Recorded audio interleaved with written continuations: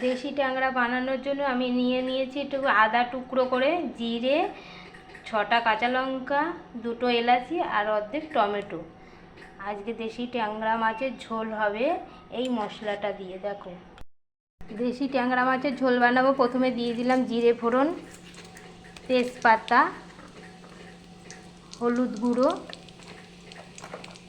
কাশ্মীরি লঙ্কা গুঁড়ো, স্বাদ মতো নুন,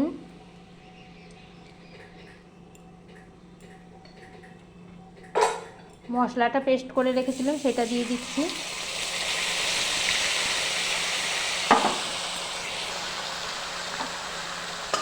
এখন আমি একটু ভালো করে কষিয়ে নেব।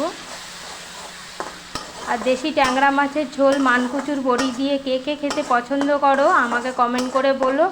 আমি তো দারুণ পছন্দ করি, মানে ওইটা বলবো কি, মাংসর থেকেও আমি ট্যাংরা মাছের ঝোলটা ভীষণ পছন্দ করি, কিন্তু দেশি ট্যাংরা। মশলার সাথে ভেজে রাখা আলুটা দিয়ে আমি ভালো করে কষিয়ে নিয়েছি। একটা সুন্দর গন্ধ বেরিয়ে গেছে মশলা থেকে। এখন আমি দিয়ে দেব জল।